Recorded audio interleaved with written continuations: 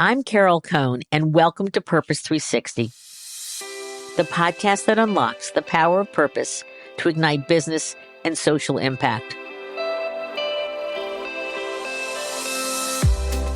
The next series of Purpose 360 episodes were taped in person on site at the One Young World Summit that was held in Montreal this year.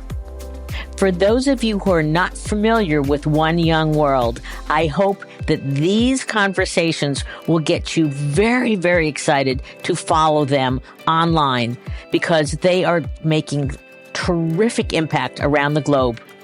At the conference, there were nearly 2,000 Changemakers, and you have to apply to get accepted to this amazing event. And some leaders at the conference say, it's harder to get into this conference than it is to get into Harvard. Wow. The young ambassadors represented 190 countries, and you should think of this like the Olympics for change making. Also in attendance were leaders across the board around the world. Think older individuals like myself who have worked in the field for so many years, helping to make change. And I am so proud that the first conversation will be with my favorite change maker around the globe, Paul Polman. Many of you may know him from his 10-year role as CEO of Unilever and how he positioned Unilever from the depths of the financial crisis to grow embracing social purpose at the core of the company, making sustainable living commonplace, as well as core brands of the company truly having a distinctive impact. He's going to talk about courageous leadership, and he's going to share so much of his wisdom. So let's get started.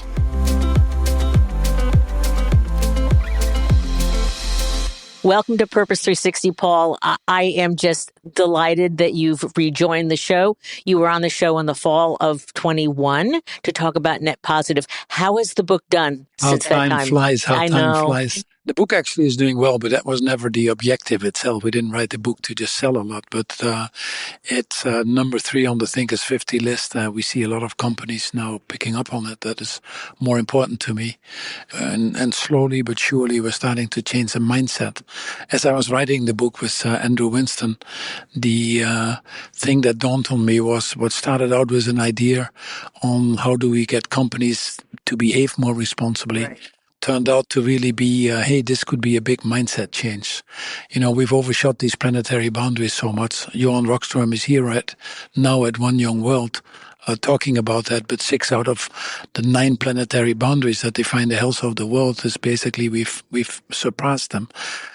World Overshoot Day last year was August 1, which is the day that we use up more resources than the world can replenish. So I would argue that every day after that, we're actually stealing from future generations. So we're living well beyond our means, and this at a time that many other people would like to be lifted out of poverty. So a business model that is CSR, corporate social responsibility, which is where most companies are, is frankly not good enough anymore. Right. It's about less carbon in the atmosphere, less plastics in the oceans, less deforestation in our supply chains. But when you've overshot these planetary boundaries, the only thing really that works is to think regenerative, restorative, reparative. Absolutely. And that's why we call Net Positive. And that seems to resonate more and more. Circular. Circular is a part of that. Yes, absolutely. What is the most important question that young people, young change makers are asking you here at this conference? Well, we're getting different questions, but the most important one is to enable them. There are so many people here at One Young World, again, 2,000, 2,500. We now have a cohort across the world of about 17,000 ambassadors, and they're all amazing between the age of 20 and 30, changing the world one step at a time. But what they struggle with is how to amplify and scale up at speed. Right. And getting access to corporates. That's why we insist in One Young World that about 50% of the people here are corporates, and give them access to them so that they can come in. I know from Unilever, I started what was called a social entrepreneur program, and we had like 2 or 3,000 social entrepreneurs applying for that every year. And the biggest benefit was not getting a prize or getting access to some knowledge, important as it may be, but being linked to the value chain of companies like ours. And that's what this struggle is. So let's turn quickly to the Business Roundtable.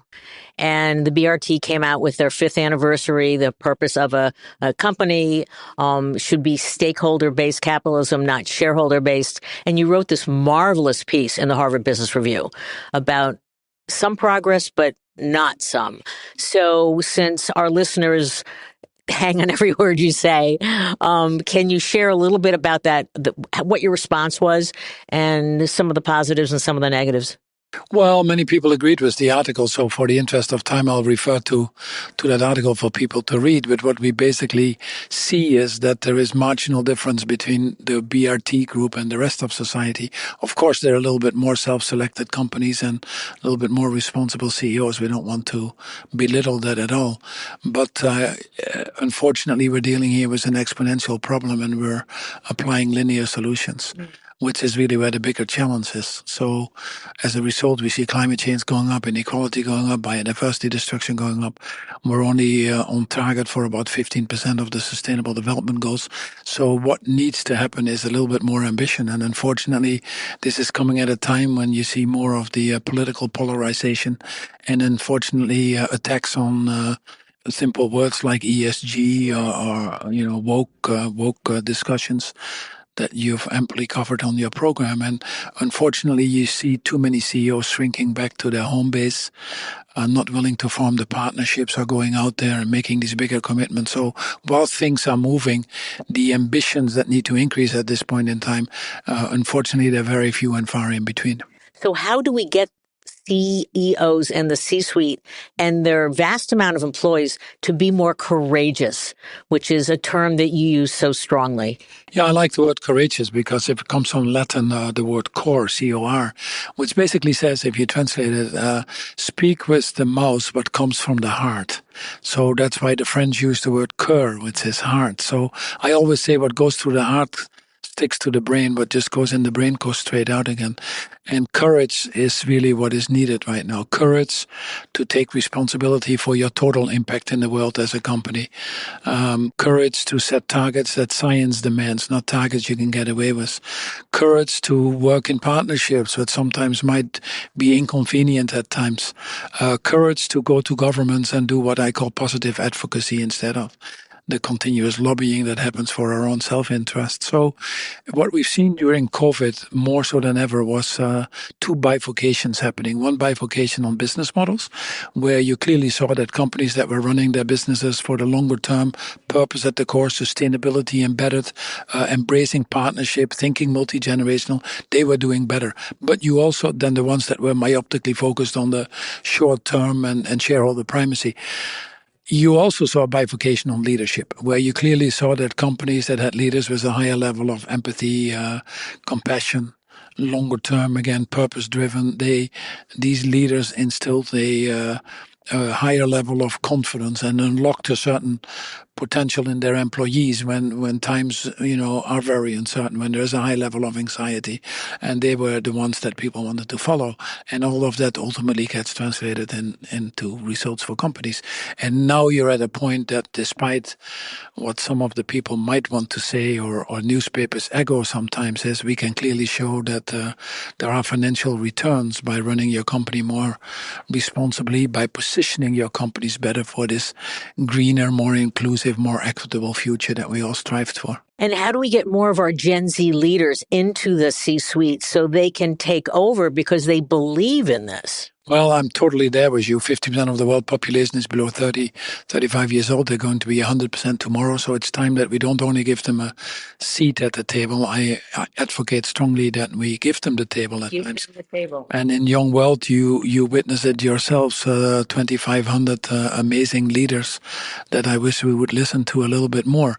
So we did a survey which we called Conscious Quitting.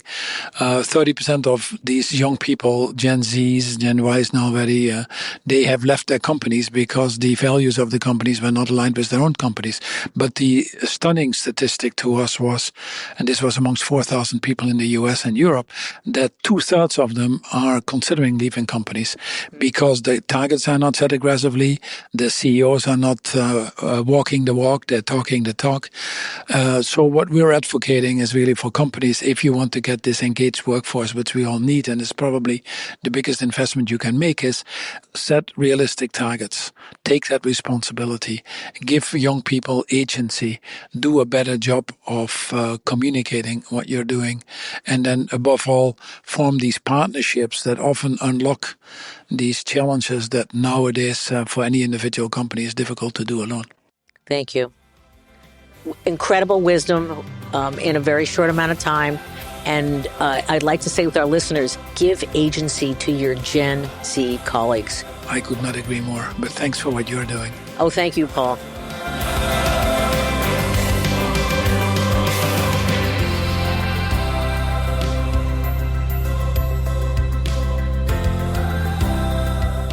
This podcast was brought to you by some amazing people, and I'd love to thank them.